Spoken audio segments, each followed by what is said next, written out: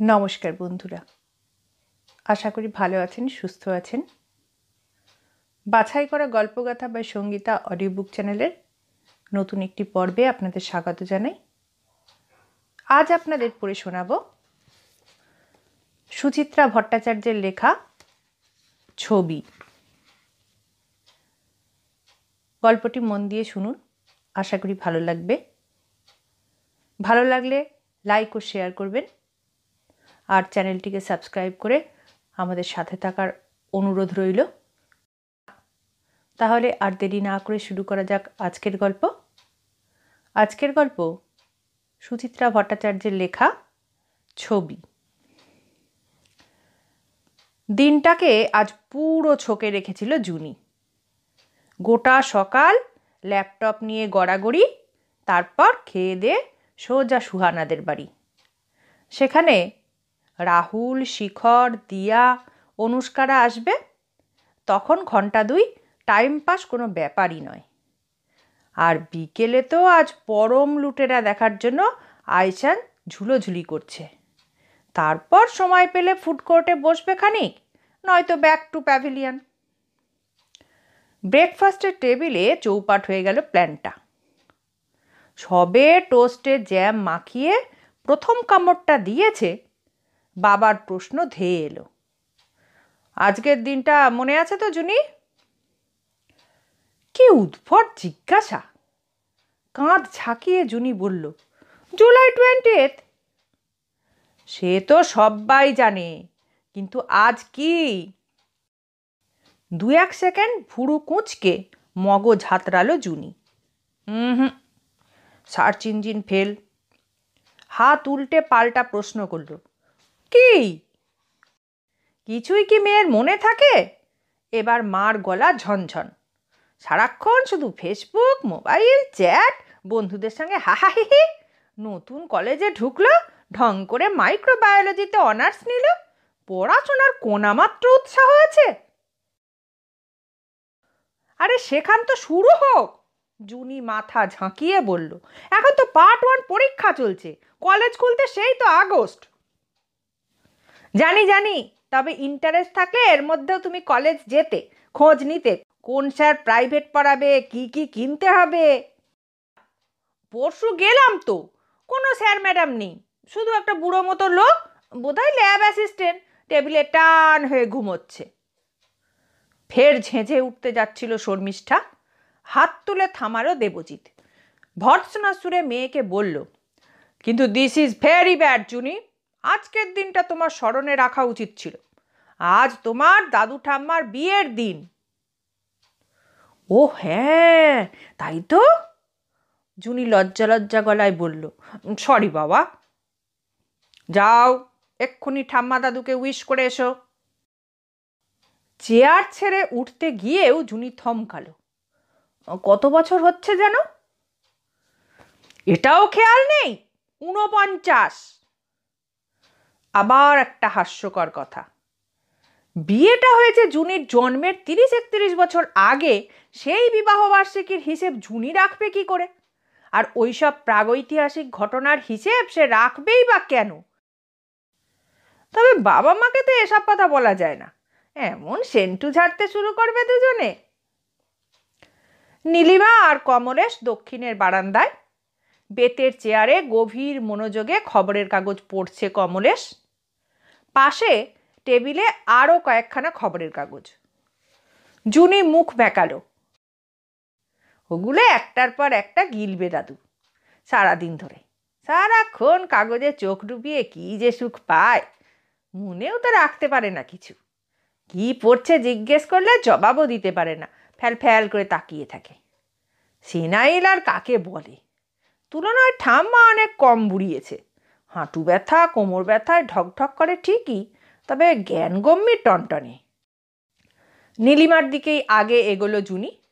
মোড়ায় বসে চা বিস্কুট খাচ্ছিল নীলিমা, চোখ গ্রিলের ওপারে। জুনি পিছন থেকে গিয়ে আলতো করে জড়িয়ে ধরল ঠাম্মাকে।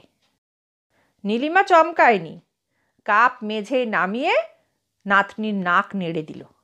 হেসে বলল, কি হলো রে, সকাল সকালে তো আদর কেন? বাধাই বাধাই, সত্য সত্য বাধাই। কেন রে, কি করলাম? ওই যে তুমি আর দাদু হর্ষবর্ধনের আমলে ছাদনাতলায় গিয়েছিলে, ইসলিয়ে। নীলিমার ঠান্ডা গালে গাল ছোঁয়ালো জুনি। হ্যাপি ম্যারেজ অ্যানিভার্সারি ঠাম্মা। Congrats for the pre golden jubilee year of your বিয়ে। Thank you, thank you. নীলিমার চোখ খুশিতে ভরে গেল। তোর দাদুকেও বল। সামান্য ইতস্তত করলো জুনি। বলবো? হ্যাঁ, অবশ্যই। বিয়েটা কি আমি একা করেছি? নীলিমা হাত বাড়িয়ে কমলেশের হাঁটু ঠেলল। এই, জুনি তোমায় কি বলবে? মুখ থেকে সরল কাগজ। নাকে নেমে আসা চশমার উপর দিয়ে তাকাচ্ছে কমলেশ। করমর্দনের ভঙ্গিতে জুনি হাত বাড়িয়ে দিল। হ্যাপি ম্যারেজ অ্যানিভার্সারি দাদু। কমলেশের চোখ পিটপিট, ভারী চিন্তিত স্বরে বলল, মিশরের খুবই অবস্থা খারাপ। কত লোক মরে গেল, কি যে হবে দেশটার। মোলো যা, কান মাথা দুটোই গিয়েছে। নীলিমার গলা উঁচুতে চড়ল। শুনছ? নাতনি তোমাকে বিবাহ বার্ষিকীর শুভেচ্ছা জানাতে এসেছে। কোনো প্রতিক্রিয়াই হলো না। ফের কাগজে ঢেকে গেছে কমলেশের মুখ। এই উইশ করার জন্য মার একগাদা জ্ঞান শুনতে হলো? কোনো মানে হয়?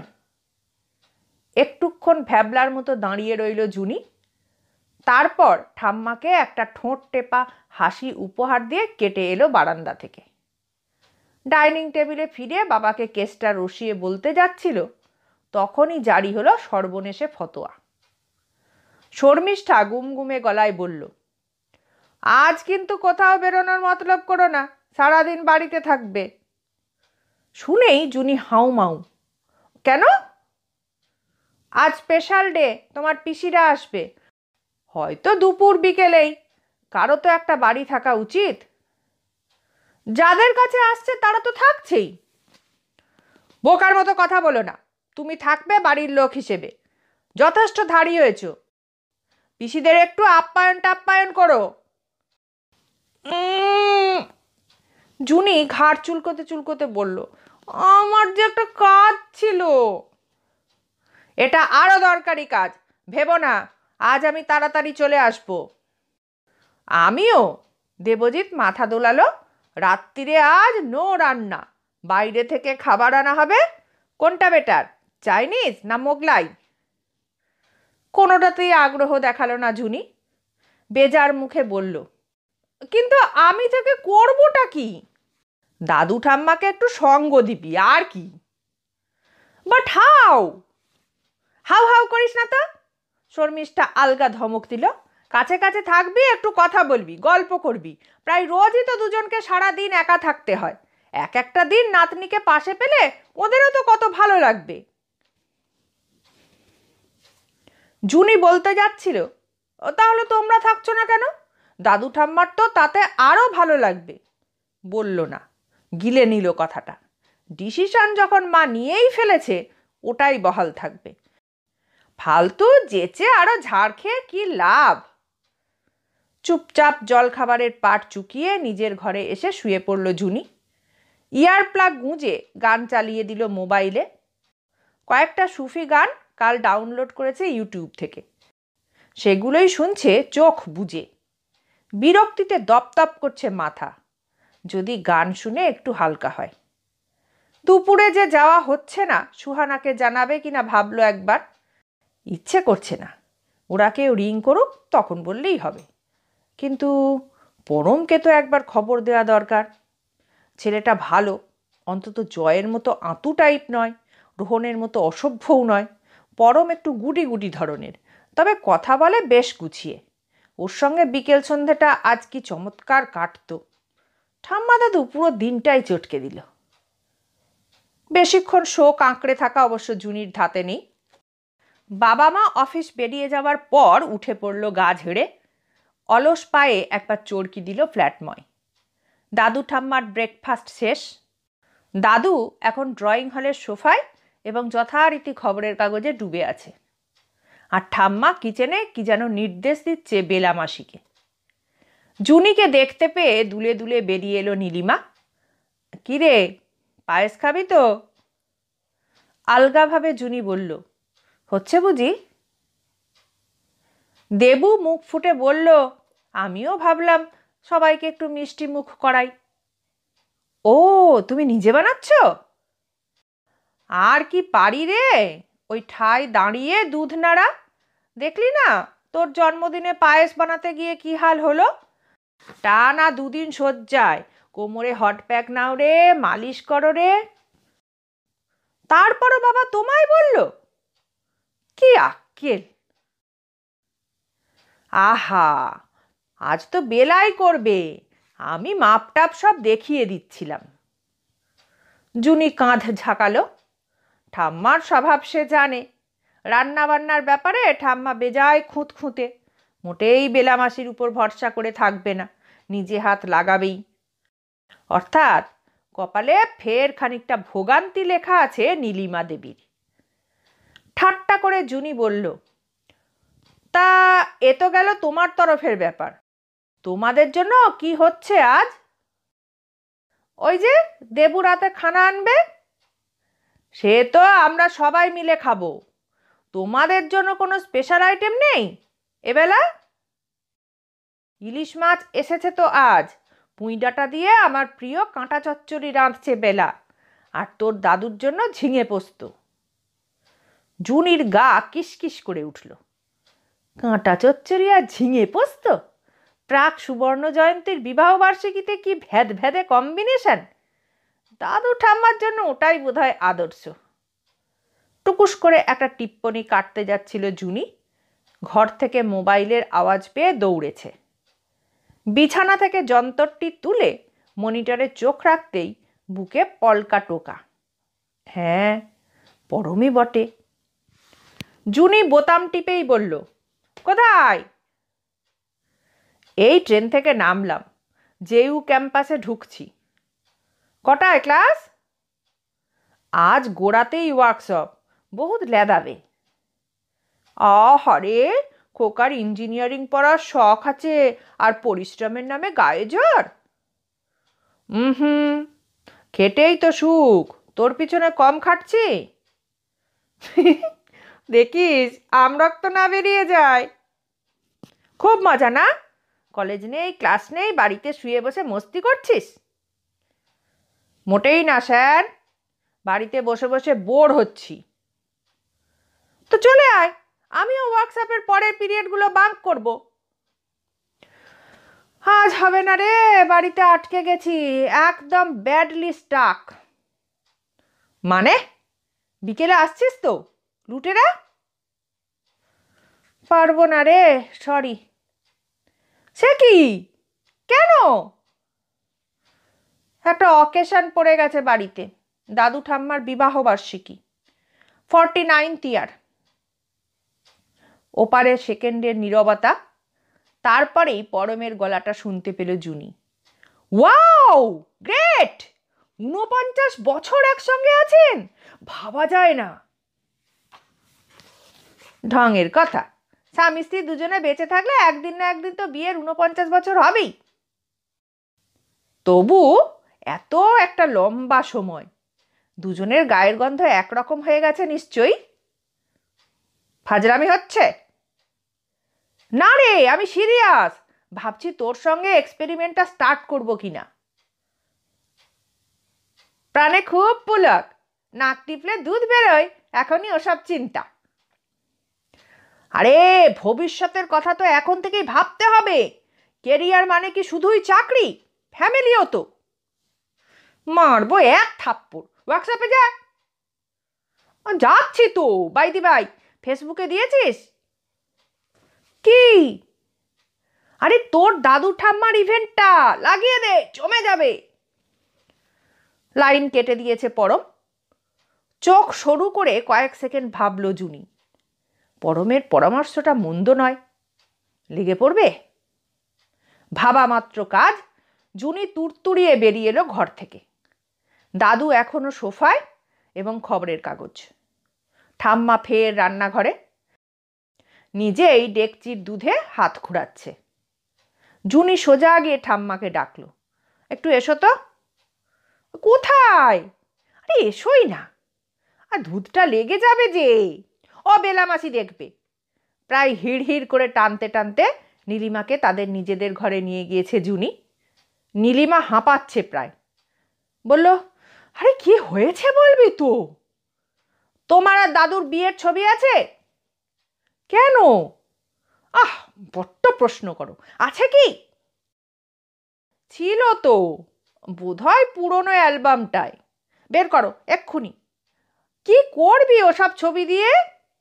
যা বলছি করো না, দারুণ মজা হবে। নীলিমা সন্দিগ্ধ চোখে একবার দেখলো নাতনিকে, তারপর পায়ে পায়ে গিয়ে কাঠের আলমারিটা খুলেছে। ঝুঁকে নিচের তাক হাতড়ে বের করলো এক বিবর্ণ অ্যালবাম। অমনি ছোঁ মেরে কেড়ে নিয়েছে জুনি। পাতা উল্টেই চোখ জল জল। এই তো কোণের সাজে ঠাম্মা আর টোপর পরে দাদু। ঠাম্মার মুখটা মিষ্টি, তবে রোগা ছিল। তুলনায় এখন দড়ির মতো শুকিয়ে যাওয়া দাদু অনেক বেশি স্বাস্থ্যবান। জিম টিম করতো নাকি? দেখতেও তো বেশ ছিল দাদু, হিরো হিরো ভাব। জুনি ছুট্টে মোবাইলখানি নিয়ে এলো। হলদেটে ফটো, তবে তেমন অস্পষ্ট নয়। পুটপুট করে কয়েকটা ছবি তুলে নিল মোবাইলের ক্যামেরায়। একটু এডিট করে নিলে দিব্যি লাগবে। নীলিমা হাঁ করে নাতনির কাণ্ড কারখানা দেখছিল। বলল, এসব কি করছিস? জুনি তর্জনী ওঠালো, কোনো কথা নয়, ড্রয়িং হলে চলো। কেন? নো আর্গুমেন্ট, সোজা গিয়ে দাদুর পাশে বসো, তোমাদের জোরে ছবি তুলব। নীলিমা বোধহয় মজা পেয়েছে এবার। কপট ফ্রুকুটি হেনে কমলেশের পাশটিতে গিয়ে স্থাপন করলো নিজেকে। জুনিও প্রস্তুত। খপ করে কমলেশের মুখের সামনে থেকে নামিয়ে নিল খবরের কাগজখানা। কমলেশ হতভম্ব মুখে তাকাতেই ক্যামেরা ক্লিক। একটা, দুটো, তিনটে। কমলেশ বিহুবল মুখে বলল, ছবি কেন? জুনি ফিক করে হাসল। মিশরে পাঠাবো, ওখানকার লোকরা চাইছে। হ্যাঁ? জবাব না দিয়ে জুনি ধাঁ। মিনিট 15 মধ্যে কাজটি সুচারুভাবে সমাধা করে ফের উঁকি দিয়েছে ঠাম্মার ঘরে। যা ভেবেছে তাই। ঠাম্মা মন দিয়ে অ্যালবাম উল্টোচ্ছে। জুনি পাশে গিয়ে বসল, ঘাড় লম্বা করে দেখছে ছবিগুলো। একটা ছবিতে হঠাৎ দৃষ্টি আটকালো। সুটটাই পরা দাদু হেভি কেতা মেরে দাঁড়িয়ে, পাশে লাজুক মুখে লম্বা ঝুল কার্ডিগান পরা ঠাম্মা, পিছনে পাহাড়। জুনির গলা থেকে উচ্ছ্বাস ঠিকরে এলো, আই বাস, এটা কোথায় তো লাগো? সিমলা, বিয়ের পরপর গিয়েছিলাম আমরা। হানিমুন? ওই আর কি, দুজনের প্রথম বেড়ানো। দাদুকে তো পুরো সাহেবের মতো লাগছে গো। পাক্কা সাহেবই তো ছিল লোকটা। ওই রকম নাক, চোখ, মুখ, টকটকে ফর্সা রং। বিয়ের সময় বর দেখে সবাই বলেছিল, নীলি তোর কি কপাল রে, বর তো একেবারে খোদ লন্ডন থেকে এসেছে মনে হচ্ছে।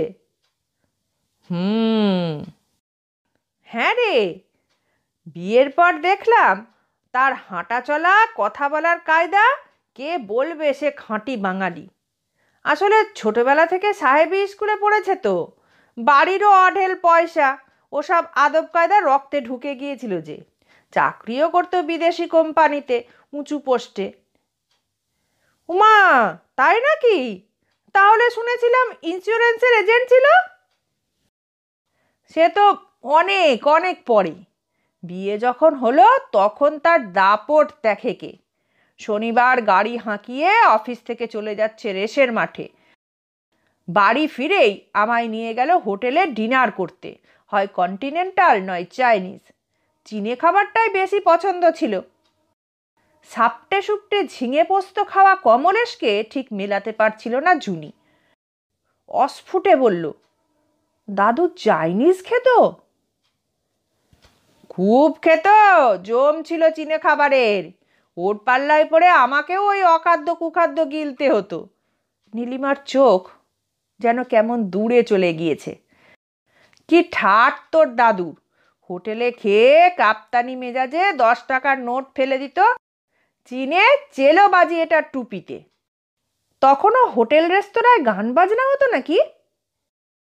নিশ্চয়ই। তখনও কলকাতায় বিলিতি চাল ফুরোয়নি। তবে আমরা চীনে খাবার খেতে যেতাম চাংওয়াই। সেখানে গেটের বাইরে একজন চীনে বাজনাদার চেলো বাজিয়ে যেত অবিরাম। তাকে ওই বকশিসটা দিয়ে তোর দাদু পাইপ টানতে টানতে সোজা গিয়ে উঠত গাড়িতে। দাদু পাইপও খেত? ভাবিস কি তোর দাদুকে? পাইপ চুরুট ছাড়া কিছু তার ঠোঁটেই উঠত না। তার মেজাজে সবাই তখন থরহরি কাঁপত। আপিসের লোকজন, আমরা। তুমিও?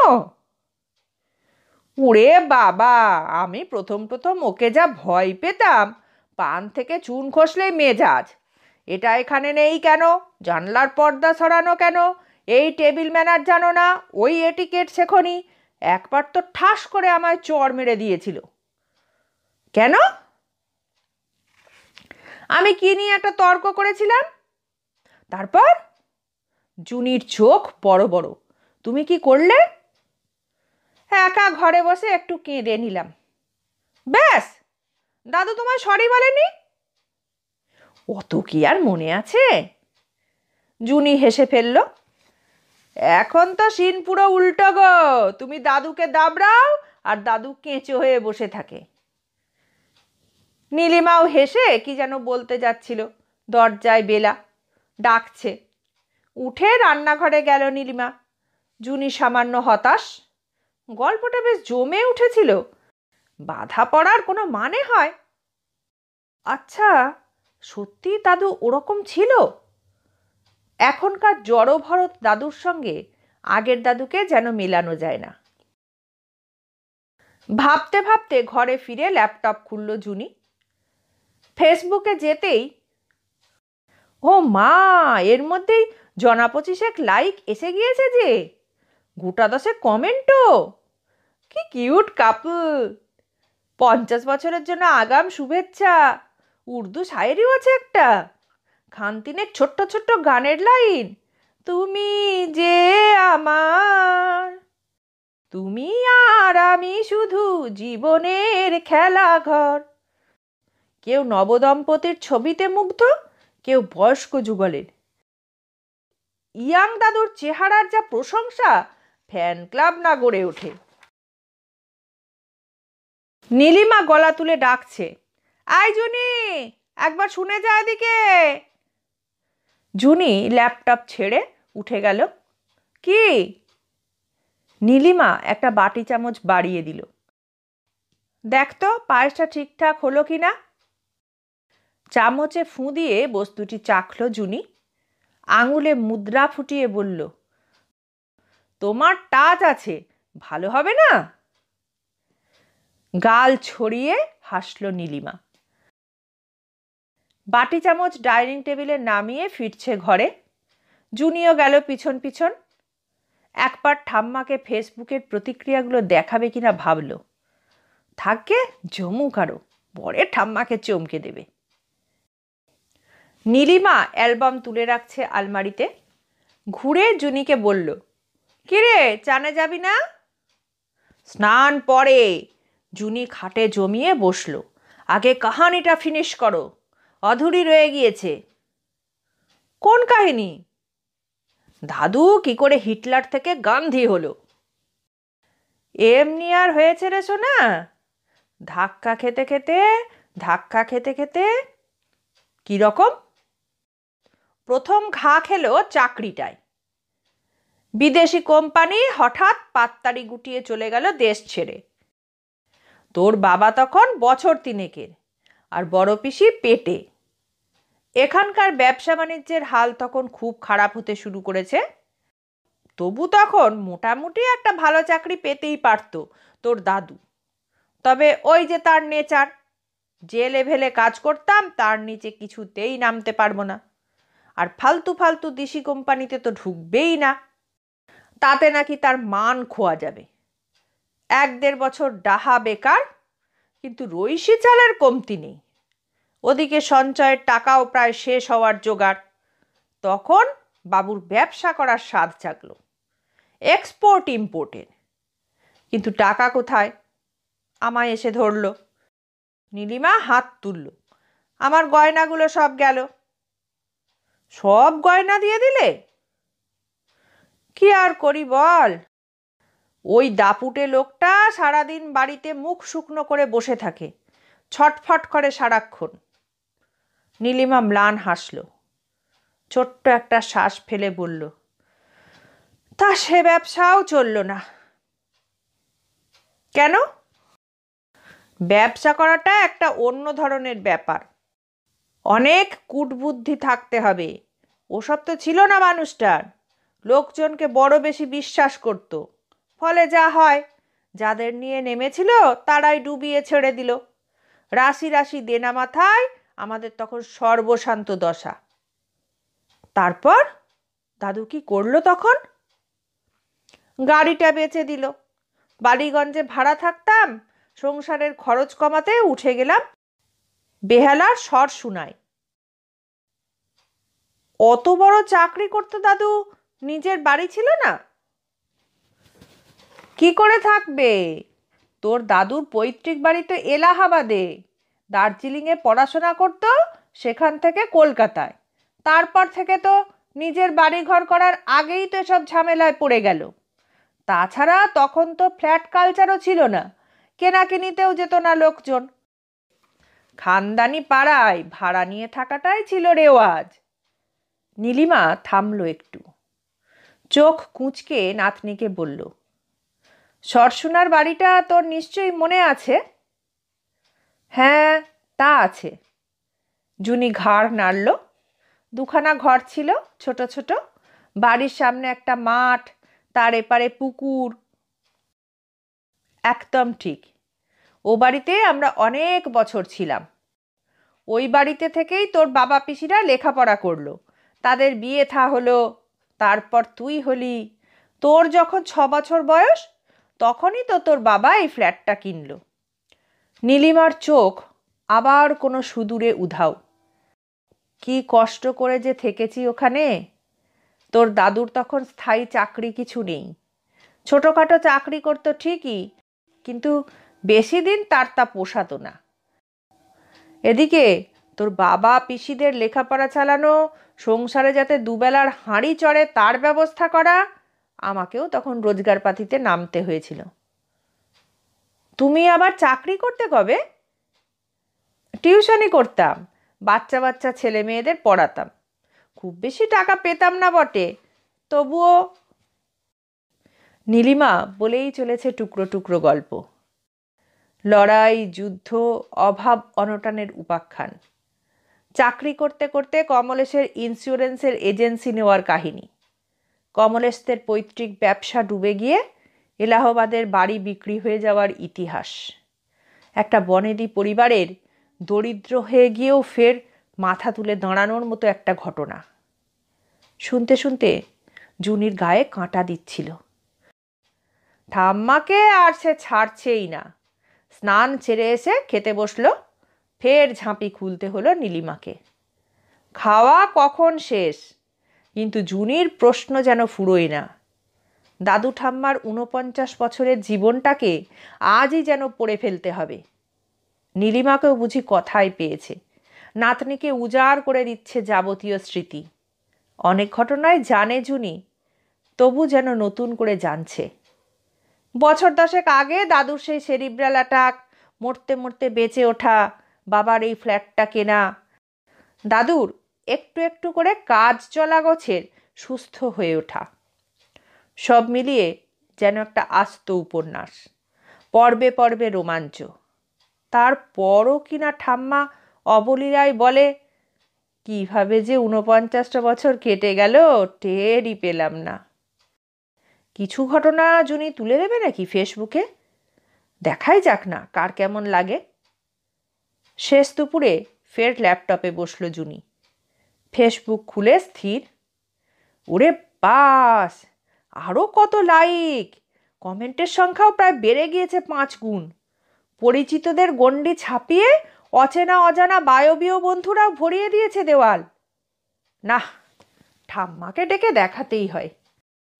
তড়াক করে লাফিয়ে উঠে দাদু ঠাম্মার ঘরের সামনে এলো জুনি। দরজা ভেজানো। জুনি একটু থমকালো। ঠাম্মা কি শুয়েছে? অনর্গল বকবক করে ক্লান্ত। ডাকাটা কি ঠিক হবে? সামান্য দোনামানা করে জুনি ঠেললো দরজা। দেখল ঠাম্মা জেগেই আছে, ওষুধ খাওয়াচ্ছে দাদুকে। একটা ট্যাবলেট পুড়ে দিল দাদুর মুখে, জল খাইয়ে দিল, তারপর আঁচলে মুছিয়ে দিচ্ছে মুখ। আস্তে আস্তে শুয়ে পড়ল দাদু। ঝুঁকে দাদুর মুখে কি যেন দেখল ঠাম্মা। শুকনো কপালটায় হাত রাখলো একবার।